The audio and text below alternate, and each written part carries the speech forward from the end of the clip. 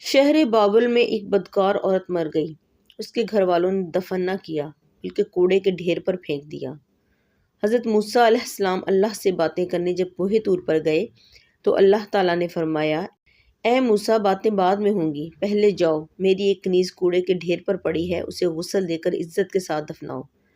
حضرت موسیٰ علیہ السلام بابل شہر میں واپس آئے تو دیکھا لاش کی حفاظت کتے کر رہے تھے تاکہ درندے لاش کو نہ کھا جائیں۔ حضرت موسیٰ علیہ السلام اس عورت کے گھر گئے اور لاش کے بارے میں بتایا تو عورت کے گھر والوں نے کہا، وہ ایک بدکار عورت تھی، لہٰذا ہمارا اس سے کوئی واسطہ نہیں۔ حضرت موسیٰ علیہ السلام واپس اپنے بھائی ہارون علیہ السلام کے پاس آئے اور کہا کہ لاش اٹھانے میں میری مدد کرو۔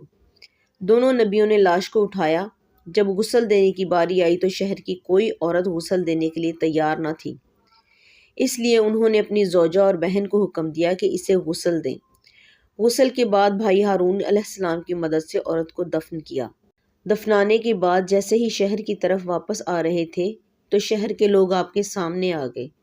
سب لوگوں نے مل کر کہا، اے موسیٰ، ہمیں اس بات کی وضاحت دو کہ ایک بدکار عورت کو اتنی عزت کیوں دی، یا پھر وہ کلمہ جو آپ نے پڑھایا ہے اسے واپس لو۔ حضرت موسیٰ علیہ السلام نے فرمایا، مجھے جو ہدایت اللہ نے دی میں نے اس کی تعمیل کی۔ اگلی بار میں کوہ طور پر گیا تو تمہارے سوال کا جواب مل جائے گا۔ یہ سن کر شہر والے واپس چلے گئے۔ حضرت موسیٰ علیہ السلام اللہ سے ملاقات کرنے کوہ طور پر گئے تو اللہ سے کہا کہ شہر والے وضاحت مانگ رہے ہیں کہ ایک بدکار عورت کو اتنی عزت سے کیوں دفن کیا ہے۔ اللہ نے کہا، اے موسیٰ، یہ عورت واقعی بدکار تھی اور اس نے تمام زندگی بدکاری کی، مگر ایک دفعہ یہ عورت ایک ایسی جگہ سے گزر رہی تھی جہاں پر ایک کتا پیاس کی شدت سے مر رہا تھا۔ اس عورت نے اپنے کپڑے کنویں کے پانی سے گیلے کیے اور کتے کے منہ میں نچوڑ دیے۔